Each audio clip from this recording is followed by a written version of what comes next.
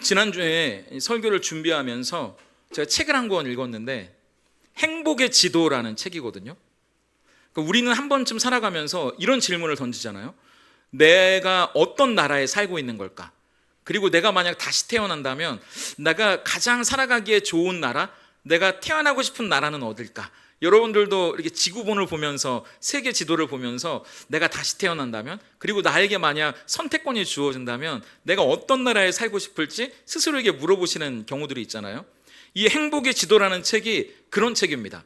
이 책을 지은 사람이 미국 공영 라디오의 특파원을 했던 사람이거든요. 그래서 아프가니스탄이나 이라크 같이 세계의 분쟁 지역을 다니면서 이 특파원의 일을 했던 사람인데, 에릭 와이너라는 유명한 사람이에요. 그 사람이 지은 베스트셀러인데, 근데 이 사람이 스스로는 나는 되게 기자이고 질문을 던지는 역할을 하다 보니까 뭔가 좀 삐뚤은 사람처럼 느껴지는 거예요, 스스로가. 그래서 문득 이렇게 삐뚤게 살고 맨날 반골처럼 세상에 질문만 던지는 나에게 내가 좀 안식할 수 있는 평안한 나라, 행복한 나라는 어디 있을까? 그리고 그런 세계에서 그렇게 행복한 나라를 찾는다면 그 나라 사람들은 왜 행복할까? 그 질문을 찾기 위해서 전 세계에서 행복 지수가 높다고 알려진 10개의 나라를 여행하고 쓴 책이 이 행복의 지도라는 책이에요. 그래서 이 스위스, 우리가 알고 있는 것처럼, 또 아이슬란드, 아니면 부탄, 이런 나라, 여러분들이 아는 것 같은 행복 지수가 높은 나라들을 다니면서 이 사람이 한 사람 한 사람을, 또 그곳 사는 사람을 만나며 중요한 통찰을 얻는데, 행복은 나라마다 기준이 다르더라, 이런 이야기를 합니다. 그래서 태국 같은 경우는, 제가 적어왔는데 제가 태국말을 몰라서, 태국 사람들이 행복한 기준은 이 정신이래요. 마이 뺀 나이, 신경 쓰지 마, 이거랍니다. 다른 사람의 행복에 굳이 신경 쓰지 마. 내 행복이 중요하지. 저 사람의 행복과 내 행복은 달라. 이게 이 태국 사람들이 행복하다고 여기는 기준이래요. 그리고 스위스 같은 경우는 질투하지 않는 게 행복의 기준이랍니다. 그리고 조용히 내 안에서 만족을 찾는 것. 우리가 막 알프스 광경 이런 거 생각하면 그 나라의 기질과 비슷하잖아요. 또 아이슬란드 같은 경우는, 북유럽의 유명한 나라인 아이슬란드 같은 경우는 창의적으로 나를 있는 그대로 표현하는 데서 자유를 느끼고 행복을 찾는데요. 그러니까 이 사람의 책에 보면 각 나라마다 다 행복의 기준이 다른 겁니다. 행복이 딱 하나의 기준만이 아니에요. 여기도 수많은 분들이 계시지만 각각 행복을 느끼는 기준들은 다 다른 것처럼 말이죠. 그런데 이 사람이 이 10개의 나라를 다 돌아다니고 난 다음에 마지막 내린 결론이 되게 인상적이에요.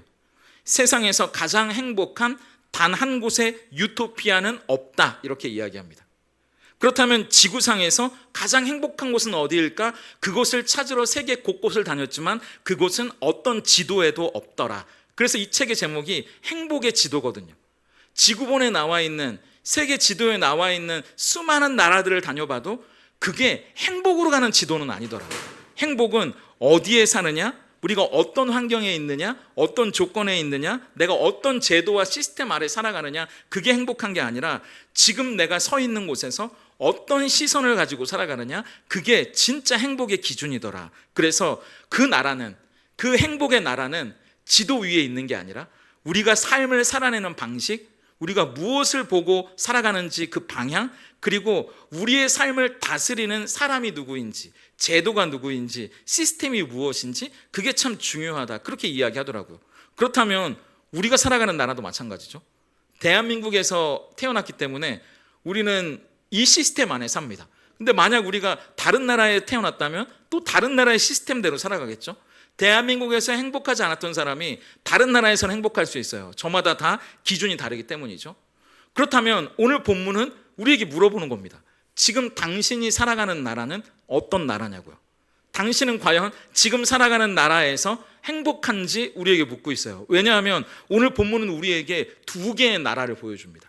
각 나라의 가치관이 충돌하는 지점을 우리에게 보여주거든요. 나사로가 살아난 것을 보고 많은 사람들이 다 좋아했던 게 아니에요. 이스라엘 백성들이 웅성대기 시작합니다. 그도 그럴 것이, 죽었던 사람이 살아났잖아요. 눈먼 자를 눈뜨게 한 걸로도 부족해서 죽은 자까지 살아났으니 백성들이 그야말로 동요하기 시작합니다. 그래서 아까 우리가 읽었던 대로 믿는 사람들이 많아졌어요. 근데 믿는 사람들, 받아들인 사람들만 많아진 게 아니라, 그렇기 때문에 그 일 때문에 힘들어하고 또 고민이 있는 사람들도 많아졌어요. 그래서 그 당시에 종교 기득권자들에게는 예수님이 골칫덩어리였다고 이야기합니다. 똑같은 상황을 두고 누군가는 환호하지만 누군가는 이를 가는 거예요. 같은 땅에서 살아가는데 전혀 다른 세상을 살아가는 겁니다. 오늘도 마찬가지죠. 똑같은 세상을 살지만 누군가는 눈에 보이는 세상을 사는 거고요, 누군가는 눈에 보이지 않는 세상을 삽니다. 누군가는 이 땅의 나라를 살지만 누군가는 하나님의 나라를 산다고요. 예수님을 믿는 사람들에게 교회는 너무나 행복한 하나님의 나라일지 모르지만 저희 아버지 같은, 저희 가족들처럼 아직도 예수를 믿지 않는 사람들에겐 교회는 여전히 이상한 곳이에요. 불필요한 곳이에요. 왜 이렇게 교회는 많은지 이해되지 않는 곳이거든요.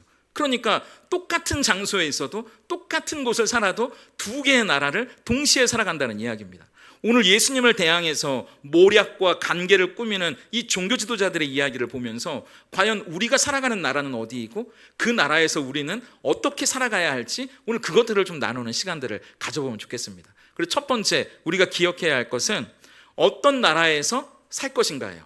하나님의 나라인가 아니면 세상의 나라인가. 오늘 본문은 우리에게 그 질문을 던집니다. 오늘 본문에 나오는 종교 지도자들이요, 우리가 보면서 이런 나쁜 사람이 있나 라고 생각할지 모르겠지만 근데 사실 이 사람들은 악한 생각을 가지고 있는 괴물들이 아니에요. 가만히 보면 그 당시로 보면요, 누구보다 자기 민족을 지키고 싶어 했던 사람입니다. 자기 성전을 지키고 싶어 했던 사람들이에요. 애국자들이었고요, 종교 지도자들이었습니다. 그런데 역설적이게도 자기 민족을 지키고 싶어하는, 자기 성전을 지키고 싶어하는 그 노력이 하나님을 대적하는 가장 끔찍한 죄로 이어졌다고 우리에게 고발하는 거예요. 왜 그럴까요? 그들이 위기 앞에서 걱정하는 건 하나님의 나라가 아니라 나의 왕국이기 때문입니다. 우리 48절을 같이 읽어볼까요? 함께 읽겠습니다. 시작.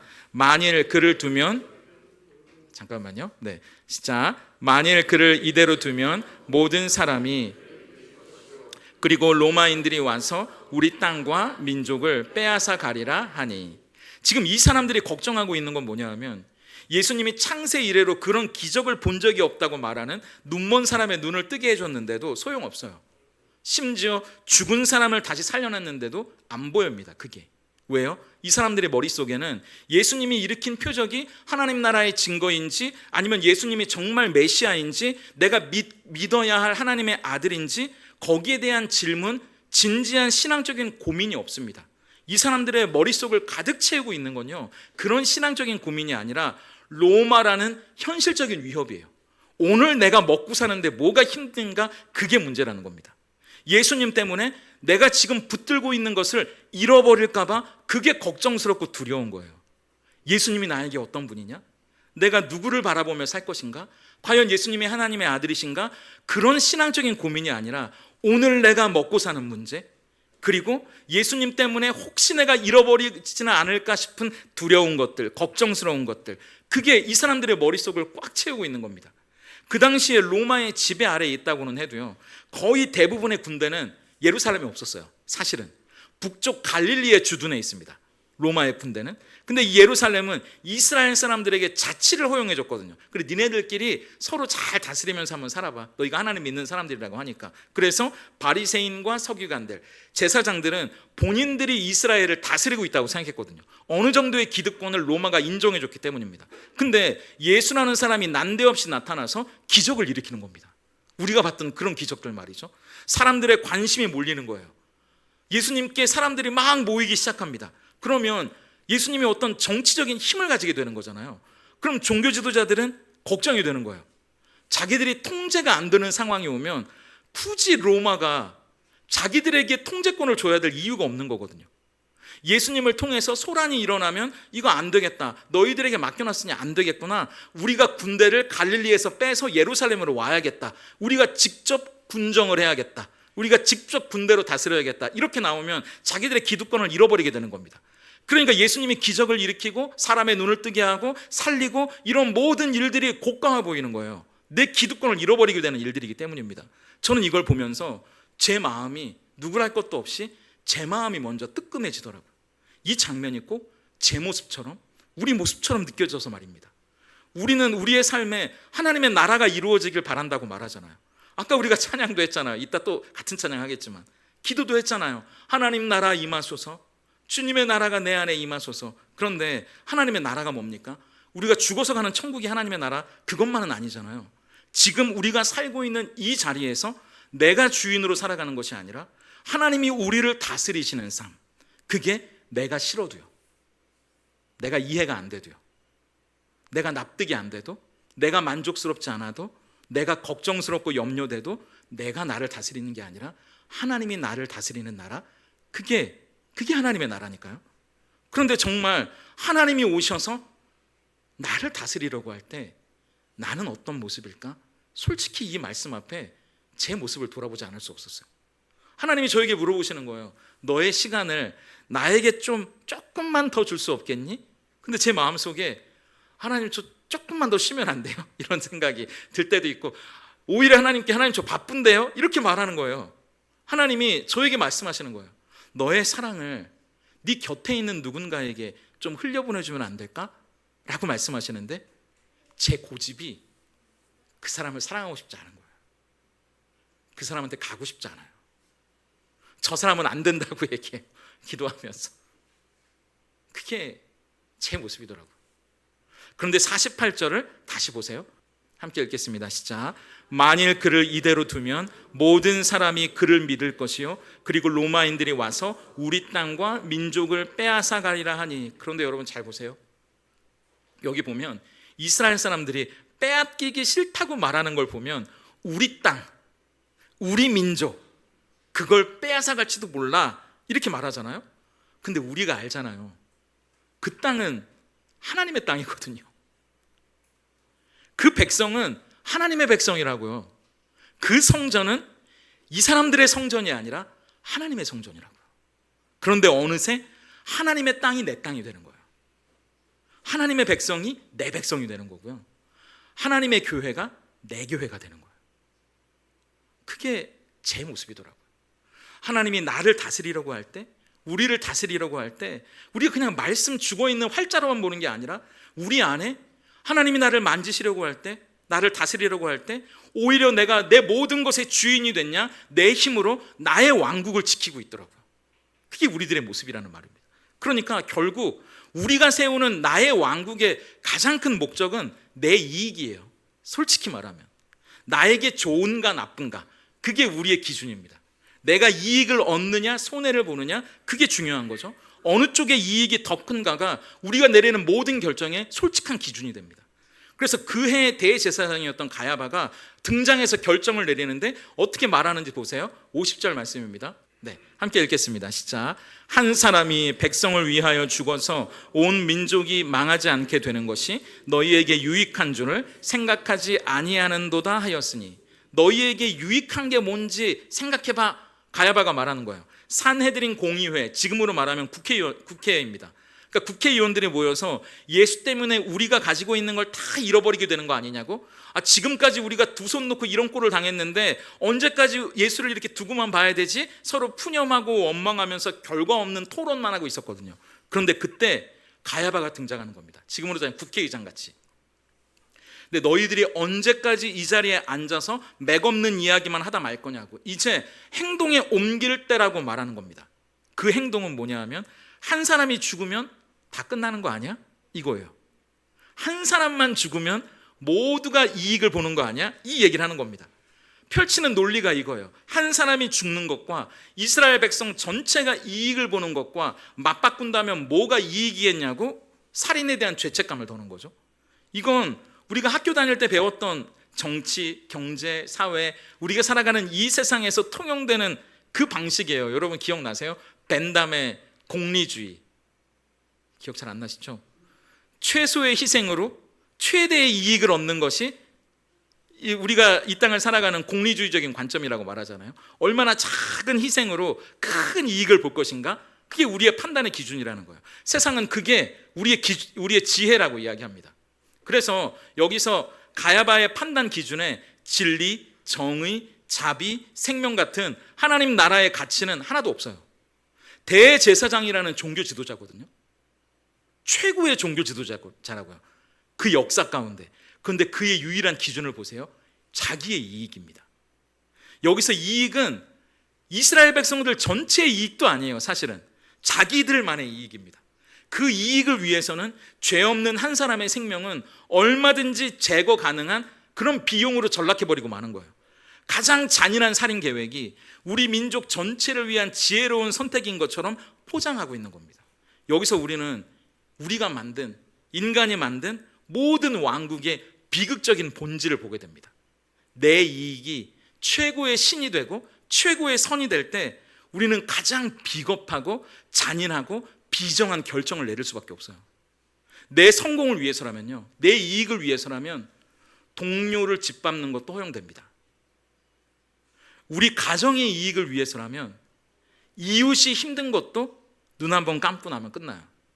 내 이익을 위해서라면 아무리 내 앞에서 불의한 일이 일어나도 모른 척 지나가면 되는 겁니다. 그게 나의 왕국의 논리예요. 세상의 나라의 기준입니다. 그래서 세상의 나라, 나의 왕국에서는요, 사람은 존귀한 하나님의 형상이 아니에요. 그저 내 목적을 이루는 도구일 뿐입니다. 그래서 지혜로운 사람은 어떤 사람이냐 하면 계산을 잘하는 거예요. 이 계산을 최소의 희생으로 최대의 이익을 내는 이 계산을 잘하는 사람. 그래서 어떤 게 나에게 이익이 될지를 빨리 계산하고 빨리 결정하는 사람이죠. 그래서 모든 걸 더하기 빼기로 봅니다. 인간관계도 더하기 빼기로 봐요. 내 이익에 더하는 건가 빼는 건가. 저는 이 말씀을 묵상하면서 저 스스로에게 이런 질문을 던지게 되는 겁니다. 이걸 그냥 지식적으로 보는 게 아니고요, 너는 그럼 어떤 나라에 살고 싶니? 이게 제 스스로에게 질문이 되는 거예요. 제 왕국이고 제가 왕인 것처럼 굴지만 사실은 제가 왕이 아니에요. 여러분들도 스스로 여러분이 만든 왕국에서 여러분이 왕이라고 생각하지만 사실은 여러분의 마음의 보좌에 앉아있는 건 여러분이 아니라 여러분이 이익이라고 생각하는 그겁니다. 나에게 잘 되고 나에게 좋은 거라고 생각하는 그 생각이 우리 마음의 보좌를 앉아있는 거죠. 그래서 그게 우리를 조종합니다. 그 나라에선요, 가족도 소용없어요. 이익 앞에선 가족끼리도 싸웁니다. 그런 일들 우리가 무수히 많이 보잖아요. 이익이 틀어지면 가족도 원수가 되더라니까요. 교회요? 그런 말 마십시오. 소용없던데요. 편이 갈라지고 엉뚱한 사람이 주도권을 잡으면 생각이 틀어지면 더 무서워지는 곳이 교회던데요. 그런 나라에서 살고 싶으십니까? 저는 그런 나라에서 사는 게 불안한 거예요. 겁이 나는 거예요. 더 쉬운 예를 들어볼까요? 제가 이걸 보면서 제가 목사니까 이런 적용이 저한테 되는 겁니다. 대제사장 가야바니까 지금 우리로 치면 목사라고 우리가 비유할 수 있겠죠. 목사라 한번 생각해 보세요. 가야바 목사님이 운영위원회나 당회에서 말하는 겁니다. 한 사람만 죽으면 우리 교회가 평안해지지 않겠습니까? 지금 우리가 누리는 이걸 지키기 위해서라도 저 한 사람은 죽이는 쪽으로 합시다. 저 한 사람은 그냥 내치는 쪽으로 합시다. 그렇게 말하는 거예요. 여러분은 그런 교회를 다니고 싶으십니까? 제가 만약 그 회의에 앉아있던 사람이라면 저는 무서울 것 같은데요. 그 한 사람이 오늘은 김 집사일 수도 있지만, 죄송합니다, 김치성을 가진 집사님들은, 내일은 제가 될 수도 있는 거잖아요. 오늘은 그래요, 목사님 말씀이 옳습니다 하지만 내일은 그게 여러분이 되리라는 보장이 어디 있습니까? 그런 분이라면. 그런데 우리가 아는 하나님의 나라는 달라요. 제가 일전에 이야기했던 도널드 크레이븐이라는 학자의 예수가 바라본 하나님의 나라라는 책을 여러분들에게 설명해 드린 적이 있는데, 원래 제목이 업사이드 킹덤입니다. 위와 아래가 뒤집어진 나라라는 거예요. 하나님의 나라는 세상의 가치관과는 180도 다른 나라예요. 세상의 왕국은 어떤 게 나에게 이익일까, 어떤 게 손해일까를 계산하지만 하나님의 나라는 그걸 계산하지 않아요. 하나님의 나라는 우리가 어떤 관계로 맺어졌느냐, 그게 중요합니다. 우리 마태복음 18장 12절을 보세요. 함께 읽겠습니다. 시작. 너희 생각에는 어떠하냐? 만일 어떤 사람이 양 100마리가 있는데 그 중에 하나가 길을 잃었으면 그 99마리를 산에 두고 가서 길 잃은 양을 찾지 않겠느냐? 하나님의 나라는요, 계산하는 나라가 아니에요. 어떤 게 나에게 이익이지? 어떤 게 나에게 손해지가 아니라 너와 내가 어떤 관계를 맺고 있느냐예요. 하나님과 우리가 어떤 관계를 맺고 있느냐. 그래서 나에게 특별해진 그 양 한 마리를 위해 하나님은 그 양 한 마리 끊어내는 걸로 우리 99마리가 이익이라면 됐다, 이렇게 말씀하시지 않는다고요. 그 잃어버린 양 한 마리, 저와 여러분 같은 부족하고 실수하고 넘어지고 참 못난 우리들을 위해 끝까지 온 살골짜기를 헤매면서 찾아다니는 사랑이 하나님의 나라거든요. 왜냐하면 세상의 왕국은 숫자를 봐요. 이만하면 됐지? 총합을 본다고요. 그런데 하나님의 나라는 숫자가 중요하지 않아요. 한 사람이 중요해요. 한 영혼이 중요하다고요. 그러니까 그 한 영혼을 소중히 여기는 나라죠. 그래서 이어지는 13절과 14절을 보세요. 다시 읽어볼까요? 진짜 진실로 너희에게 이르노니 만일 찾으면 길을 잃지 한 99마리보다 이것을 더 기뻐하리라. 이와 같이 이 작은 자 중에 하나라도 잃는 것은 하늘에 계신 너희 아버지의 뜻이 아니니라. 이 기쁨을 제가 잠잠히 묵상하면서 이런 생각이 드는 거예요. 한 마리를 다시 찾아서, 어떤 분은 그런 거 있잖아요. 이 계획적인 분들은 99마리 뭔가 모자란 것 같아. 한 마리를 다시 찾아서 100마리 딱 채웠으니까 내 이익이 늘어나서 기뻐한 거 아닐까? 근데 그게 아닌 것 같아요. 제가 말씀을 보면서 99마리의 입장에서, 목자의 입장에서 기뻐하는 게 아니고요, 이 한 마리의 양의 입장에서 이 기쁨을 나누는 거예요. 길을 잃고 두려움과 불안에 떨던 그 양이 얼마나 무서웠을까요? 그런데 이 양이 다시 주인을 만난 거예요. 잃어버렸던 내 친구들, 내 형제들, 내 이웃 99마리를 보면 이 한 마리의 양의 감격이 어땠을까요? 그러니까 그걸 함께 기뻐해 주는 게 하나님의 나라라고요. 99명의 입장에서 한 마리 정도 없어도, 아니 한 마리 그거 채워가지고 우리 100명 만들자, 이 논리가 아니고요, 이 한 마리의 입장에서, 이 한 영혼의 입장에서 그 기쁨을 나누어주고 그 슬픔을 나누어주는 건, 그게 세상에 우리가 세워가는 왕국이 아니라 하나님의 나라라는 이야기입니다. 그래서 세상의 왕국은 사람을 도구로 여기고 한 사람을 희생양 만들어서 그를 희생하는 쪽으로 해서 우리가 이익을 보자 이렇게 결정하는 게 아니라, 하나님이 직접 우리를 위해 희생하기 위해 오신 나라잖아요. 하나님 나라의 왕이신 예수님께서 직접 이 땅에 오셨고 우리를 위해 죽으셨고 우리의 모든 죄를 담당해 주시는 나라가 하나님의 나라라고요. 여러분은 어떤 나라에 살고 싶으세요? 질문을 바꿔볼까요? 여러분의 자녀들은 어떤 나라에서 키우고 싶으십니까?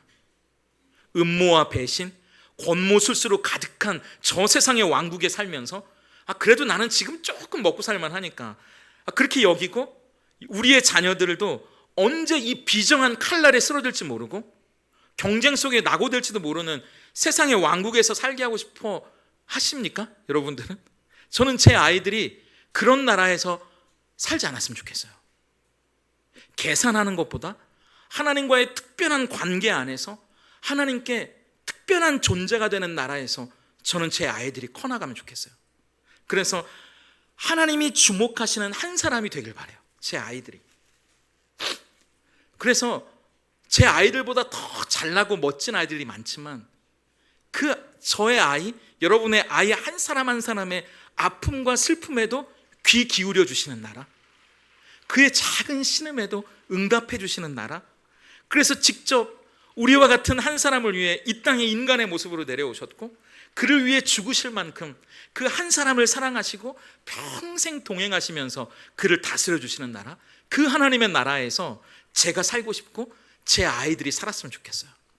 이제 시작하는 한 주간 세상의 기준과 방법으로 살아가고 불안해하고 걱정해야 하는 나의 왕국이 아니고요, 우리의 자녀들도 언제 코베어갈지 모르는, 언제 누군가의 이익을 위해 희생당하는 비정한 칼날에 넘어지는 그런 세상의 왕국이 아니라, 하나님 그분과 특별한 관계 안에서 소중히 여김받는 하나님의 나라를 살아가는 제가 될 수 있길, 여러분이 될 수 있길, 우리 자녀들이 될 수 있길, 그렇게 하나님의 나라를 살아가는 앞으로 다가오는 7월 한 달이 될 수 있기를 예수님의 이름으로 축복합니다.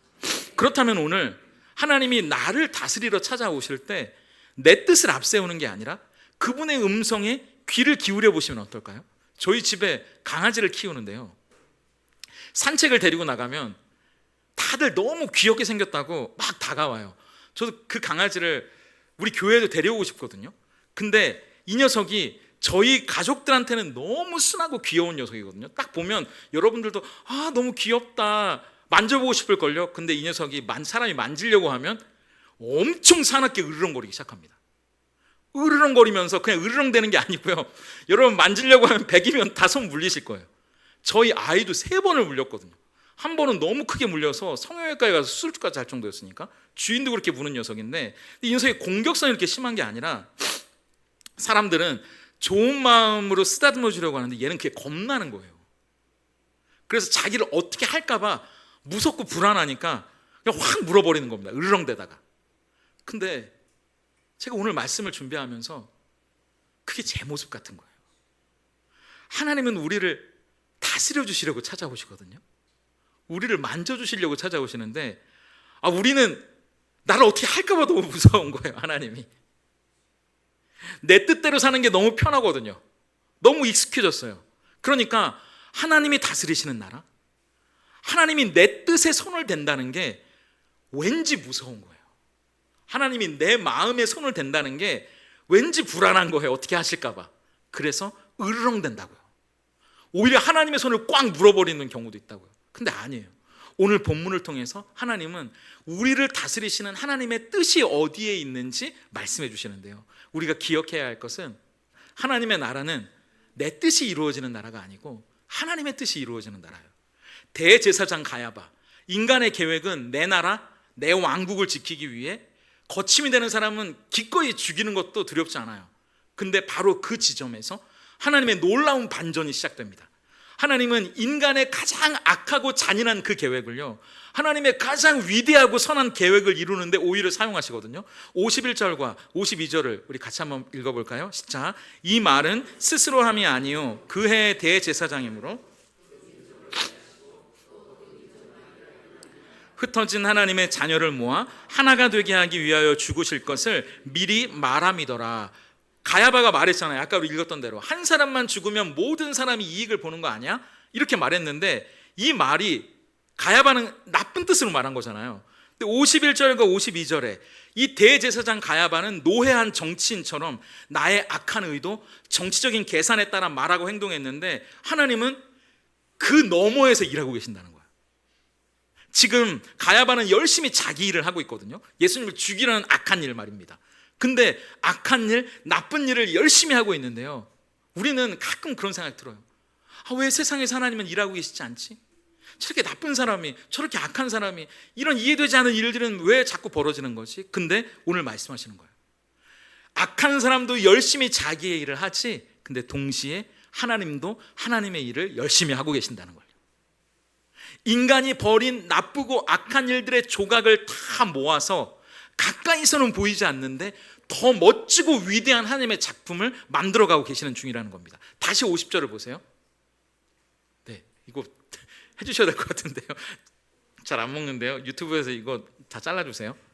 50절 우리 같이 읽겠습니다. 시작. 한 사람이 백성을 위하여 죽어서 온 민족이 망하지 않게 되는 것이 너희에게 유익한 줄을 생각하지 아니하는도다 하였으니, 가야바는 권모술수를 가지고 예수님을 죽이려고 악한 의도를 가지고 한 말인데 하나님은 그 말을 그대로 되돌려 주십니다. 아니 그냥 두세요. 그대로 되돌려 주십니다.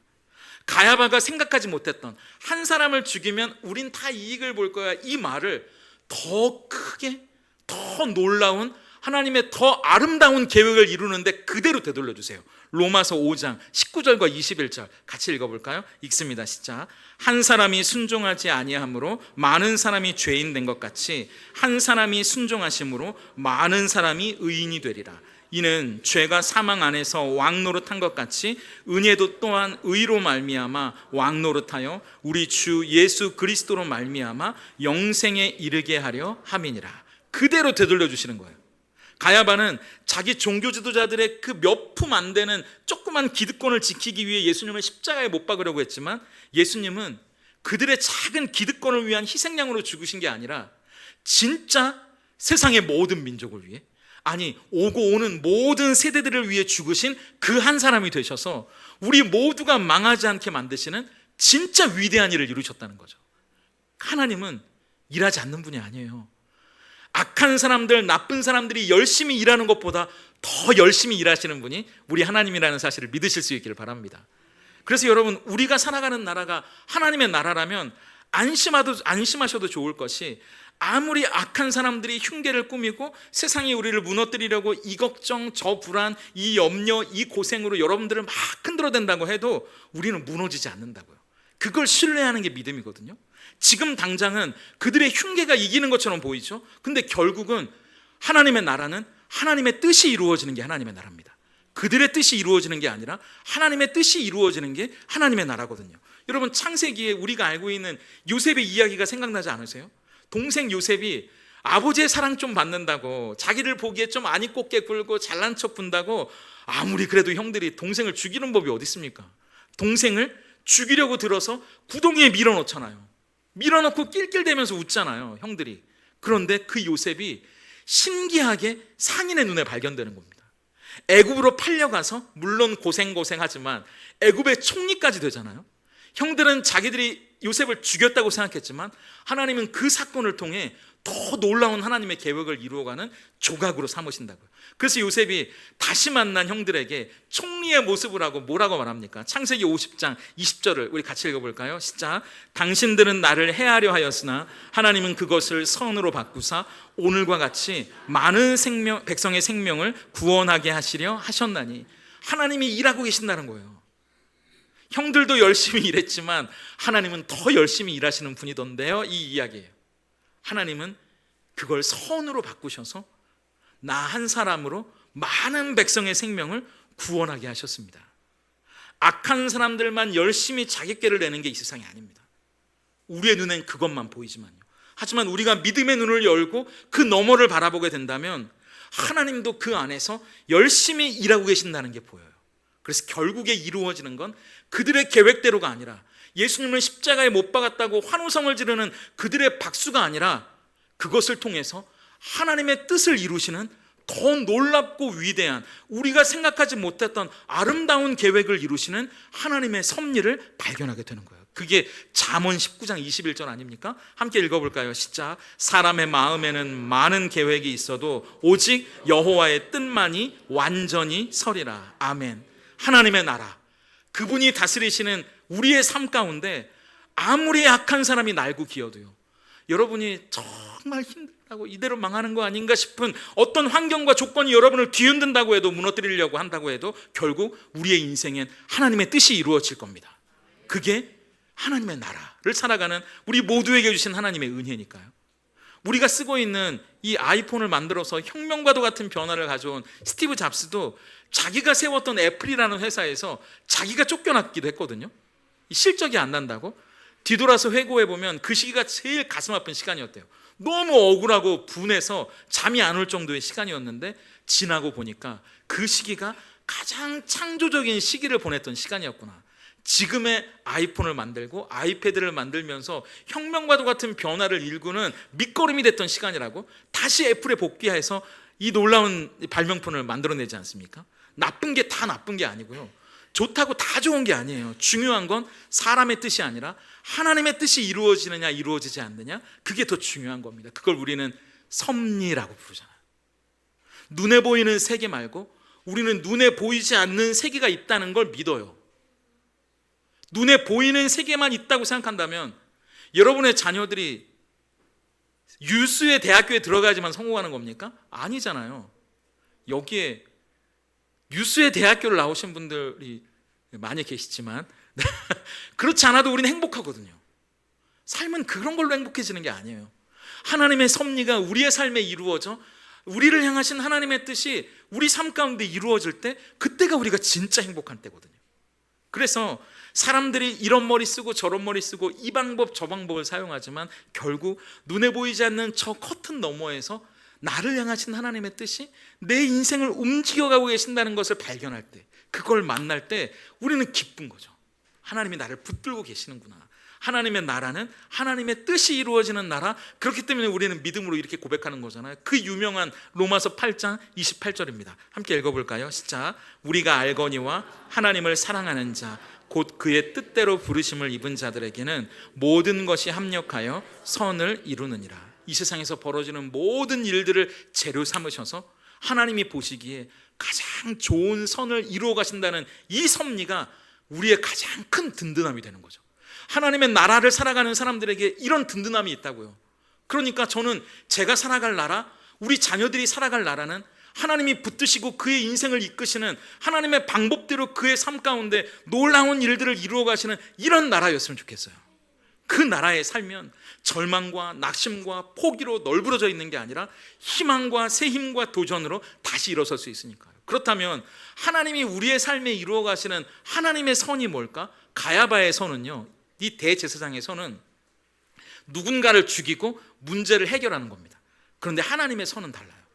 하나님의 나라에서 반드시 이루어지는 하나님의 뜻이 뭐냐고 물으신다면 그건 한마디로 우리를 살리는 겁니다.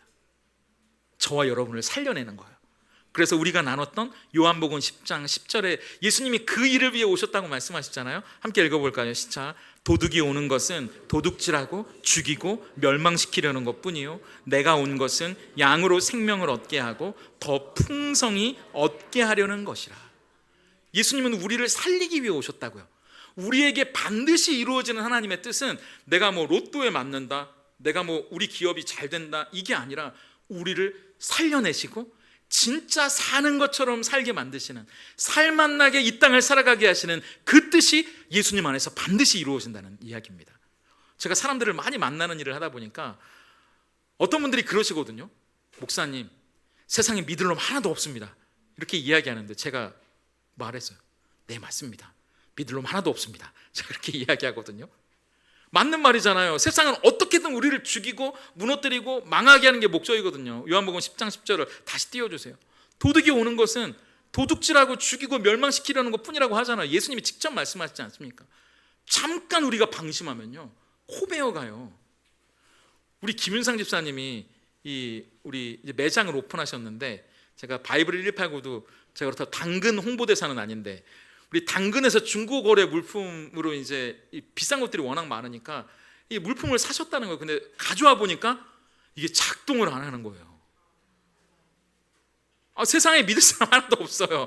아니, 돈 주고 샀는데 이게 작동을 안 해요. 거기선 잘 되는 것 같았는데 어떻게든 우리를 속이려고 들고 어떻게든 우리를 무너뜨리려고 만들고 우리의 마음이 그냥 와르르 무너지지 않습니까? 근데 하나님의 선은 달라요. 우리를 어떻게든 살려낸다고요. 진짜 사는 것처럼 살아가게 만드세요. 우리에게 살만한 자격이 없어도요, 우리가 뭐 잘난 게 없어도요, 하나님 우리를 살려내신다고요. 가야바는 어떻게든 죽이려고 하는데 하나님은 어떻게든 살려내려고 하세요. 제가 좋아하는 성경 구절이 있는데요, 스가랴 3장이거든요. 근데 이 스가랴 3장에 어떤 이야기가 나오냐면 대제사장 여호수아라는 인물이 나옵니다. 근데 이 여호수아는 우리가 알고 있는 그 여호수아 아니에요. 동명이인입니다. 스가랴 선지자 시대에 살던 대제사장의 이름이 여호수아인데 이 여호수아가 환상 중에 하나님 앞에 서 있는 거예요. 근데 양옆에 천사가 있고 사탄이 있어요. 변호사와 검사처럼. 근데 이 여호수아가 대제사장인데 말씀을 보면 더러운 옷을 입고 서 있는 거예요. 우리가 바이블 189 나누지 않았습니까? 대제사장은 의관을 정말 정갈하게 잘 갖춰야 되거든요. 속옷부터 겉옷까지 에봇에 우림과 둠밈을 넣고 모자 쓰고 머리를 동여매고 정말 하나부터 열까지 다 깨끗하고 정갈하게 하나님이 말씀하신 그 옷을 입어야 되거든요. 근데 이 대제사장 여호수아가 지저분한 옷을 입고 있는 거예요.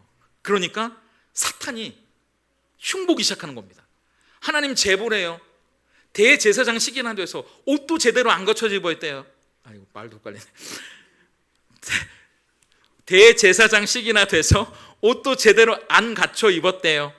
지저분한 채로 나와 있대요. 하나님 쟤 좀 혼내주세요. 대제사장 시기나 돼서, 목사 시기나 돼서, 장로 시기나 돼서, 집사 시기나 돼서 어떻게 저런 옷을 입고 하나님 앞에 서 있을 수 있습니까? 그렇게 말한다고요. 근데 하나님이 뭐라고 말씀하시는지 아세요? 혼내주시는 게 아니고요, 그래? 옷이 지저분해? 그러면 더 좋은 옷을 입혀줘. 이렇게 말하는 거예요. 너 이리 와라. 대제사장이 옷도 그렇게밖에 못 입었냐? 라고 혼내시는 게 아니라 지저분한 옷 입었어? 그럼 가장 아름다운 옷을 입으면 되지. 그리고 아름다운 옷으로 갈아입혀 주시는 거예요. 우리 스가랴 3장 4절을 같이 읽어볼까요? 시작. 여호와께서 자기 앞에 선 자들에게 명령하사 그 더러운 옷을 벗기라 하시고 또 여호수아에게 이르되 내가 내 죄악을 제거하여 버렸으니 내게 아름다운 옷을 입히리라 하시기로. 그래? 그럼 아름다운 옷을 입혀주면 되잖아. 옷이 문제지 사람이 문제니? 쟤는 내가 사랑하는 자녀야. 둘도 없는 특별한 내 아들이라고. 그러니까 옷 가지고 모자라 자꾸 사탄이 우리의 옷 가지고 흉을 잡는 거예요. 어떻게든 우리를 죽이려고 드는 거예요. 무너뜨리려고 하는 거예요. 넘어뜨리려고 하는 거예요. 그러니까 하나님이 옷 가지고도 모자라? 그럼 관도 씌워줄게. 그게 이어지는 5절이거든요 5절도 같이 읽어볼까요? 시작. 내가 말하되 정결한 관을 그의 머리에 씌우소서 하매 곧 정결한 관을 그의 머리에 씌우며 옷을 입히고 여호와의 천사는 곁에 섰더라. 세상은 우리를 넘어뜨리고 무너뜨리고 죽이려 하고 망하게 만들지만 하나님은 다르다고요. 하나님의 나라는 그런 나라가 아니에요. 살리시고 일으키시고 격려해 주시고 응원해 주신다고요. 우리에게 아름다운 옷을 입혀주시고 머리에 관을 씌워주시는 나라, 그게 하나님의 나라예요. 그게 온전히 살아있는 하나님의 나라 되신 예수님이 이 땅에 오신 이유거든요. 자기가 십자가에 죽으셔서 더러운 옷을 입고 있는 우리에게 그리스도의 옷을 입혀주셨어요. 의의 옷, 그 빛나고 아름다운 그 옷을 입혀주셔서 하나님 앞에 감히 설 수 없는 우리를 하나님 앞에 서게 하셨다고요. 어떻게든 우리를 살려내시고 우리에게 힘을 주시고 다시 해볼 수 있어. 괜찮아. 응원해 주시고 격려해 주시는 나라가 우리가 살아가는 하나님의 나라라고요. 우리를 벌주러 오신 게 아니고요. 자, 줄 서 몇 등부터 몇 등까지 천국 자르려고 오신 게 아니라고요. 지저분하고 더러운 우리에게 새 옷을 입혀주시고 다시 살리러 오셨다는 거, 그게 복음 아닙니까? 그게 우리가 사는 하나님의 나라예요. 그래서 쪼개고 나누는 세상의 나라가 아니고요, 우리를 하나 되게 하셔서 사랑으로 묶어주시는 나라거든요. 우리 52절을 같이 읽어볼까요? 또 그 민족만 위할 뿐 아니라 흩어진 하나님의 자녀를 모아 하나가 되게 하기 위하여 죽으실 것을 미리 말함이러라. 하나님의 아들 예수님이 이 땅에 오셔서 십자가에 죽으신 건 우리를 몇 등부터 몇 등, 어디 지역 출신, 어디 학교 출신, 돈이 있는 사람 없는 사람, 그런 걸 나누려고 오신 게 아니고요, 갈갈이 찢겨져 있는 우리의 마음을 하나님 앞으로 모으게 하시고 우리를 하나 되게 하시려고, 정말 하나님 앞에 예수님만으로 행복한 그런 공동체 만드시려고 이 땅에 오셨다는 거죠. 그렇기 때문에 우리는 서로를 사랑하고 하나 되기 위해 힘쓰는 사람이에요. 왜냐하면 우리가 그렇게 살아난 사람들이기 때문이죠. 그렇다면 저는 이 말씀을 보면서 내가 그런 나라에 살고 싶고 우리의 자녀들이 그런 나라에 살고 싶은데, 그럼 그런 나라에 살 수 있는 방법이 뭘까 묵상하는데 마태복음 5장 3절이 생각나는 거예요. 우리 같이 읽어볼까요? 함께 읽겠습니다. 시작.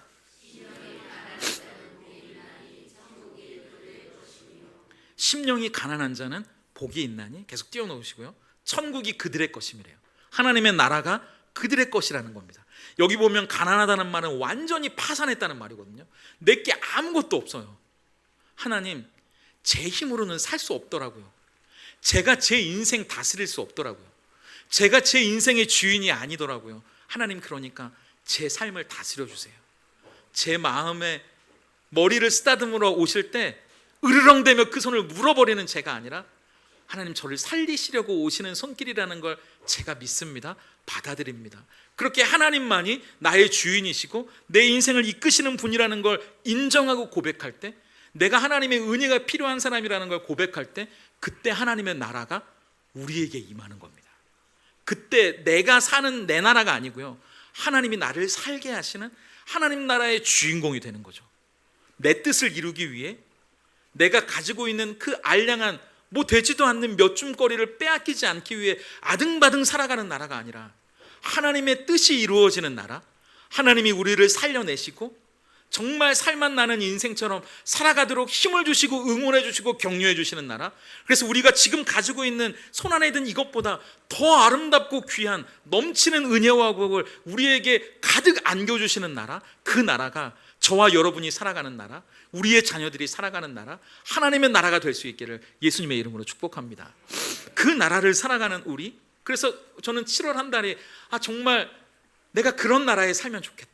내가 살아가는 나라가 아니라 이 목사가 다스리는 저의 인생이 아니라 하나님이 저를 다스리시는, 하나님이 저를 만져주시는 그 나라에 살고 싶다. 그럼 하나님의 은혜와 복이 내 삶에 충만하겠지? 그러면서 제가 오늘 설교를 마무리하려고 하는데, 제가 고린도후서 5장 15절 말씀이 자꾸 제 마음 가운데 생각이 나는 거예요. 이렇게 설교가 끝나는 게 아니라 결론이 이걸로 맞춰져야 되겠다는 생각이 자꾸 들은 거예요. 우리 고린도후서 5장 15절 말씀 같이 읽어볼까요? 함께 읽겠습니다. 시작. 그가 모든 사람을 대신하여 죽으심은 살아있는 자들로 하여금 다시는 그들 자신을 위하여 살지 않고 오직 그들을 대신하여 죽었다가 다시 살아나신 이를 위하여 살게 하려 함이라. 내가 살아난 걸로 만족하고 하나님이 나에게 주실 은혜와 복을 누리며 사는, 저도 그렇게 설교를 마무리하려고 했더라고요. 근데 그게 아니라 고린도후서 5장 15절 말씀이 제 마음 가운데 떠오르면서 다시는 네가 다시 살았다면, 우리 주 예수 그리스도의 십자가로 우리가 다시 살았다면 이제는 나 자신을 위해 사는 나라가 아니라 우리를 대신하여 죽었다가 다시 살아나신 그분을 위해 사는 나라이기도 해야 하지 않겠니? 그렇게 말씀하시는 거죠. 오늘 우리는 두 개의 나라, 두 개의 계획 앞에 서 있었어요.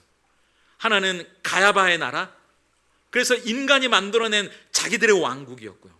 하나는 하나님의 나라, 그분의 아들이, 그 예수님이 이 땅에 오셔서 십자가에 죽으시고 부활하셔서 우리를 살게 하신 그 나라요. 그런데 가야바의 왕국, 우리가 세워가는 인간의 왕국은 그들이 그토록 지키고 싶어 했던 그들의 땅, 내 땅이라고 여겼고 내 백성이라고 여겼고 내 성전이라고 여겼는데요, 그게 영원히 갈 줄 알았죠. 예수님을 십자가에 죽임으로 그게 내게 되는 줄 알았죠. 그런데 우리는 알잖아요. 예수님 죽으시고 서기 70년 예수님이 예언하신 대로 이 성전의 돌들이 하나도 돌 위에 돌이 남김이 없이 다 무너지게 될 거라는 약속처럼 와르르 무너졌다고요. 우리가 오늘 내가 쌓아가는 바벨, 내가 만들어가는 나만의 왕국, 나의 나라는 언제든 무너질 수 있는 나라예요. 그러나 영원히 무너지지 않는 하나님의 나라, 우리의 삶에 내 뜻이 아니라 하나님의 뜻이 이루어지고 우리를 살리시고 우리를 다시 살게 하셔서 내가 계획하고 내가 꿈꾸는 삶보다도 더 아름답고 놀랍고 위대한 하나님의 뜻을 이루며 살아가는 가치 있고 의미 있는 삶을 살아가게 하시는 바로 그 나라, 그 나라는 영원합니다. 그리고 이 땅에서 뿐만 아니라 우리는 죽어서도 그 나라에서 다시 만나게 될 거예요. 오늘 우리가 살아가는 나라, 우리가 기쁨을 누리는 나라가 나의 왕국이 아니라, 누구의 왕국이 아니라 바로 예수님만이 높임을 받으시는 하나님의 나라가 되기를 바라고, 그러므로 이 나라에서 다시 살아난 우리가 이제 더 이상 나의 왕국을 만들고 나 자신을 위해 사는 것이 아니라 우리를 대신하여 죽으시고 다시 사신 그분을 위해서도 살아가는 그분의 나라의 사람들 될 수 있기를 예수님의 이름으로 축복합니다.